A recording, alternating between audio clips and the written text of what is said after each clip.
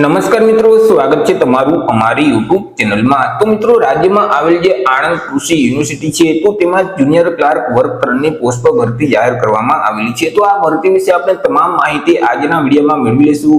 પરંતુ તે પહેલા વિડીયો ગમે તો લાઈક અને શેર કરી દેજો। ચેનલમાં નવા હોય તો ચેનલને સબસ્ક્રાઇબ કરી દેજો। તો ચાલો મિત્રો, વિડીયોની શરૂઆત કરીએ।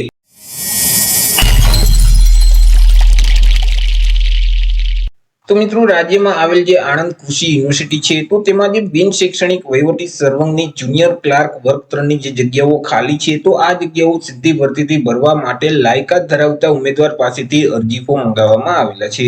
તો સૌથી પહેલા તો આપણે વાત કરી લઈએ કંઈક અગત્યની તારીખ વિશે। હવે મિત્રો, આ જે ભરતી છે તેમાં જો તમારે અરજી કરવી હોય તો ઓનલાઈન અરજી ફોર્મ ભરવાનું રહેશે।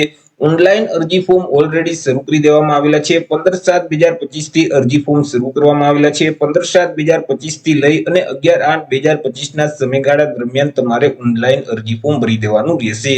ઓનલાઈન અરજી ફોર્મ જે યુનિવર્સિટીની ઓફિશિયલ વેબસાઇટ છે એટલે કે www.aau.in નામની જે વેબસાઇટ છે તે વેબસાઇટ ઉપર જઈ અને 11/8/2025 ના સમયગાળા દરમિયાન ઓનલાઈન અરજી કરવાની રહેશે। વાત કરી લઈએ પે સ્કેલ એટલે કે પગાર ધોરણ વિશે કે ઉમેદવારોને કયા પગાર ધોરણ મુજબ પગાર આપવામાં આવશે। તો ઉમેદવારોને પ્રથમ 5 વર્ષ સુધી તો ફિક્સ પગાર મળવા પાત્ર થશે। દર મહિને ₹26,000 ફિક્સ પગાર આપવામાં આવશે। 5 વર્ષ પૂરા થઈ જશે એટલે ત્યાર પછી જે પે મેટ્રિક લેવલ 2 છે તે મુજબ ઉમેદવારોને પગાર મળવા પાત્ર થશે એટલે કે ₹19,900 થી લઈ અને 63,200 નું જે પગાર ધોરણ છે તે મુજબ ઉમેદવારોને પગાર આપવામાં આવશે। વાત કરી લઈએ આપણે જગ્યા વિશે કે કુલ કેટલી જગ્યા છે અને કેટેગરી મુજબ કેટલી જગ્યા રહેશે। તો કે મિત્રો, કુલ 73 જેટલી જગ્યા પર આ ભરતી જાહેર કરવામાં આવેલી છે। હવે આ જે 73 જગ્યા છે તેમાંથી મિત્રો સામાન્ય વર્ગના જે ઉમેદવાર છે તેમના માટે 37 જેટલી જગ્યા છે। 37 માંથી 12 જગ્યા મહિલા માટે અનામત રહેશે। ઈડબ્લ્યુએસ કેટેગરીના જે ઉમેદવાર છે તેમના માટે 6 જગ્યા છે। 6 માંથી 1 જગ્યા મહિલા માટે અનામત રહેશે। સામાજિક અને શૈક્ષણિક રીતે પછાત વર્ગના જે ઉમેદવાર છે તેમના માટે 16 જગ્યા છે। 16 માંથી 5 જગ્યા મહિલા માટે અનામત રહેશે। અનુસૂચિત જાતિના ઉમેદવાર માટે 3 જગ્યા છે। 3 માંથી મિત્રો મહિલા માટે અનામત જગ્યા રાખવામાં આવેલી નથી। તે સિવાય એસટી કેટેગરી એટલે કે અનુસૂચિત જનજાતિના જે ઉમેદવાર છે તેમના માટે 11 જગ્યા છે। 11 માંથી 3 જગ્યા મહિલા માટે અનામત રહેશે। આવી રીતે જે કુલ 73 જેટલી જગ્યા છે તેમાંથી માજી સૈનિક માટે 7 જગ્યા, જ્યારે દિવ્યાંગજન એટલે કે જે વિકલાંગ વ્યક્તિ છે તેના માટે 3 જગ્યા અનામત રહેશે। વાત કરી લઈએ મિત્રો આપણે એજ લિમિટ એટલે કે વય મર્યાદા વિશે। અરજી ફોર્મ ભરવા માટે ઉમેદવારની ઉંમર કેટલી હોવી જોઈએ? તો કે અહીં ઉમેદવારોએ અરજી ફોર્મ ભરવાની જે છેલ્લી તારીખ છે 11/8/2025 તો આ તારીખને ધ્યાનમાં રાખી ઉમેદવારે પોતાની ઉંમરની ગણતરી કરવાની રહેશે। 11/8/2025 ના રોજ ઉમેદવારની ઉંમર છે તે ઓછામાં ઓછી 20 વર્ષ અને વધુમાં વધુ 35 વર્ષની હોવી જોઈએ। પરંતુ અહીં જે અનામત વર્ગના જે ઉમેદવાર છે તેઓને સરકારશ્રીના નિયમ અનુસાર ઉંમરમાં છૂટછાટ મળવા પાત્ર થશે। જેમ કે તમામ કેટેગરીની જે મહિલા ઉમેદવાર છે તેઓને 5 વર્ષની ઉંમરમાં છૂટછાટ આપવામાં આવશે। તમામ અનામત વર્ગના જે ઉમેદવાર છે તેઓને પણ 5 વર્ષની ઉંમરમાં છૂટછાટ મળવા પાત્ર થશે। શારીરિક રીતે વિકલાંગ વ્યક્તિ છે તો તેઓને 10 વર્ષની ઉંમરમાં છૂટછાટ આપવામાં આવશે। માજી સૈનિક છે તો તેઓએ જે સંરક્ષણ સેવા બજાવેલ છે તે ઉપરાંત 3 વર્ષની ઉંમરમાં છૂટછાટ મળવા પાત્ર થશે। તે સિવાય બાકી જે તમામ ઉમેદવાર છે તેમની ઉંમર ઓછામાં ઓછી 20 વર્ષ અને વધુમાં વધુ 35 વર્ષની હોવી જોઈએ। પરંતુ અહીં કોઈ પણ સંજોગોમાં ઉમેદવારની ઉંમર છે તે 45 વર્ષ કરતા વધવી ન જોઈએ। જો ઉમેદવારની ઉંમર 45 વર્ષ કરતા વધી જતી હશે તો ત્યારે તેઓને છૂટછાટ મળવા પાત્ર થતી નથી। વાત કરી લઈએ એજ્યુકેશન ક્વોલિફિકેશન એટલે કે શૈક્ષણિક લાયકાત વિશે। અરજી ફોર્મ ભરવા માટે ઉમેદવારની શૈક્ષણિક લાયકાત કેટલી હોવી જોઈએ? તો કે ઉમેદવારોએ કોઈ પણ સરકાર માન્ય યુનિવર્સિટીમાંથી કોઈ પણ વિદ્યા શાખામાંથી સ્નાતકની પદવી છે તે પાસ કરેલું હોવું જોઈએ એટલે કે ગ્રેજ્યુએશન છે તે કમ્પ્લીટ કરેલું હોવું જોઈએ।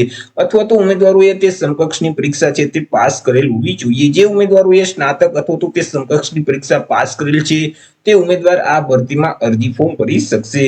સાથે સાથે ઉમેદવાર પાસે બેઝિક કોમ્પ્યુટરનું નોલેજ હોવું જોઈએ। ઉમેદવાર છે તે ગુજરાતી ભાષા અથવા તો હિન્દી ભાષા અથવા તો બંને ભાષાના જાણકાર હોવા જોઈએ।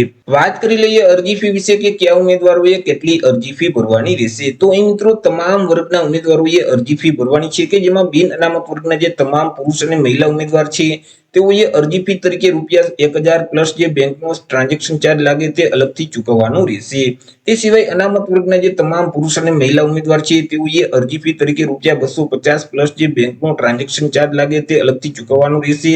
દિવ્યાંગ ઉમેદવારોએ પણ અરજી ફી તરીકે ₹250 પ્લસ જે બેંકનો ટ્રાન્ઝેક્શન ચાર્જ લાગે તે ચૂકવવાનું રહેશે, પરંતુ જે માજી સૈનિક છે તો તેઓએ અહીં અરજી ફી ભરવાની રહેતી નથી. મિત્રો, અહીં અરજી ફી છે તે તમારે ઓનલાઈન જ ભરવાની રહેશે. તમે net banking, credit card, debit card અથવા યુપીઆઈ ના માધ્યમથી અરજી ફી ભરી શકશો. વાત કરી લઈએ સિલેક્શન પ્રોસેસ વિશે કે ઉમેદવારનું સિલેક્શન છે તે કેવી રીતે કરવામાં આવશે. તો ઉમેદવારનું સિલેક્શન અલગ અલગ 2 સ્પર્ધાત્મક પરીક્ષાના માધ્યમથી કરવામાં આવશે, કે જેમાં સૌથી પહેલા તો તમામ ઉમેદવારની એક પ્રાથમિક પરીક્ષા લેવામાં આવશે. આ જે પ્રાથમિક પરીક્ષા છે તે હેતુલક્ષી પ્રકારની રહેશે, એટલે કે તેમાં એમસીક્યુ પ્રકારના પ્રશ્ન છે તે પૂછવામાં આવશે. મિત્રો, અહીં કુલ 100 એમસીક્યુ પ્રકારના પ્રશ્ન પૂછવામાં આવશે. એક પ્રશ્નનો 1 માર્ક એટલે 100 માર્કનું પેપર રહેશે. પેપર લખવા માટે તમને 60 મિનિટ એટલે કે 1 કલાકનો સમયગાળો આપવામાં આવશે. તમને જે ક્વેશ્ચન પેપર આપવામાં આવશે તેમાં તાર્કિક કસોટીઓ એટલે કે રીઝનિંગ પ્રકારના જે પ્રશ્ન છે તેવા 40 પ્રશ્ન પૂછવામાં આવશે, કે જેમના 40 માર્ક રહેશે. ત્યાર પછી ગાણિતિક કસોટીઓ એટલે કે ગણિત સંબંધિત જે દાખલાઓ છે તેવા પણ 30 દાખલાઓ પૂછવામાં આવશે, કે જેમના 30 માર્ક રહેશે. અંગ્રેજી ગ્રામરમાંથી 15 પ્રશ્ન પૂછવામાં આવશે, કે જેમના 15 માર્ક રહેશે, અને ગુજરાતી ભાષામાંથી પણ 15 પ્રશ્ન પૂછવામાં આવશે, તેમના પણ 15 માર્ક રહેશે. આવી રીતે કુલ 100 એમસીક્યુ પ્રકારના પ્રશ્ન પૂછવામાં આવશે. એક પ્રશ્નનો 1 માર્ક એટલે કે 100 માર્કનું પેપર રહેશે. પેપર લખવા માટે તમને 1 કલાકનો સમયગાળો આપવામાં આવશે. ત્યાર પછી ઉમેદવારની મેઇન પરીક્ષા એટલે કે મુખ્ય પરીક્ષા લેવામાં આવશે. આ જે મુખ્ય પરીક્ષા છે તે પણ હેતુલક્ષી પ્રકારની જ રહેશે, એટલે કે તેમાં પણ એમસીક્યુ પ્રકારના જ પ્રશ્નો પૂછવામાં આવશે. કુલ 200 એમસીક્યુ પ્રકારના પ્રશ્ન પૂછવામાં આવશે. એક પ્રશ્નનો 1 માર્ક એટલે કે 200 માર્કનું પેપર રહેશે. પેપર લખવા માટે તમને 2 કલાકનો સમયગાળો આપવામાં આવશે. તમને જે ક્વેશ્ચન પેપર આપવામાં આવશે તેમાં ભારતનું બંધારણ, જાહેર વહીવટ, આરટીઆઈ, સીપીએસ, પીસીએ જેવા કાયદાઓ છે તો તેમાંથી 30 પ્રશ્ન પૂછવામાં આવશે, કે જેમના 30 માર્ક રહેશે. ત્યાર પછી મિત્રો, ભારત અને ગુજરાતનો ઇતિહાસ, ભૂગોળ અને સાંસ્કૃતિક જે વારસો છે તેમાંથી 30 પ્રશ્ન પૂછવામાં આવશે, કે જેમના 30 માર્ક રહેશે. અંગ્રેજી ગ્રામર સંબંધિત 20 પ્રશ્ન પૂછવામાં આવશે, કે જેમના 20 માર્ક રહેશે. ગુજરાતી વ્યાકરણ સંબંધિત 20 પ્રશ્ન પૂછવામાં આવશે, તેમના પણ 20 માર્ક રહેશે. ત્યાર પછી અર્થશાસ્ત્ર, પર્યાવરણ અને સામાન્ય વિજ્ઞાનમાંથી 30 પ્રશ્ન પૂછવામાં આવશે, કે જેમના 30 માર્ક રહેશે.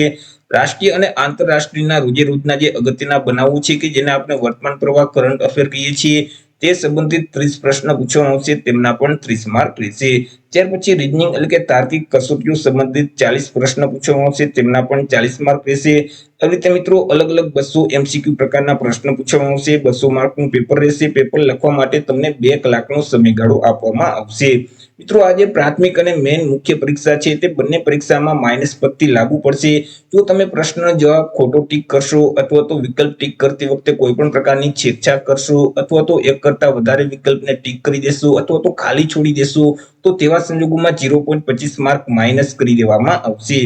તે સિવાય તો કે અહીં જે સામાજિક અને શૈક્ષણિક રીતે પછાત વર્ગના ઉમેદવાર છે તો તે ઉમેદવારોએ નોન ક્રિમિનલ સર્ટિફિકેટ છે તે ફરજિયાત આપવાનું રહેશે. અને આ જે નોન ક્રિમિનલ સર્ટિફિકેટ છે તે ઉમેદવારોએ 1/4/2023 થી લઈ અને 11/8/2025 ના સમયગાળા દરમિયાન મેળવેલ હોવું જોઈએ.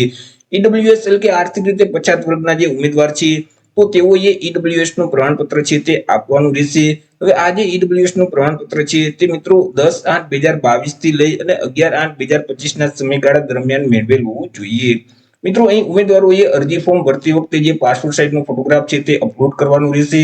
અને જે ફોટો તમે અપલોડ કરો છો તે સમગ્ર ભરતી પ્રક્રિયા દરમિયાન તમારે એ જ ફોટો રજૂ કરવાનો રહેશે. જો તમે અલગ અલગ તબક્કામાં અલગ અલગ ફોટોગ્રાફ રજૂ કરશો તો તમારી જે પસંદગી છે તે રદ થઈ શકે છે. તો એ રીતે મિત્રો રાજ્યમાં આવેલી આણંદ એગ્રીકલ્ચર યુનિવર્સિટીમાં જુનિયર ક્લાર્કની પોસ્ટ પર ભરતી જાહેર કરવામાં આવેલી છે. તો આશા રાખું છું વિડીયો પસંદ પડ્યો હશે. વિડીયો પસંદ પડ્યો હોય તો લાઈક અને શેર કરી દેજો. ચેનલમાં નવા હોય તો ચેનલને સબસ્ક્રાઇબ કરી દેજો. તો ફરી મળીશું એક નવા ટોપિક સાથે એક નવા જ વિડીયોમાં. ત્યાં સુધી જય હિન્દ, વંદે માતરમ.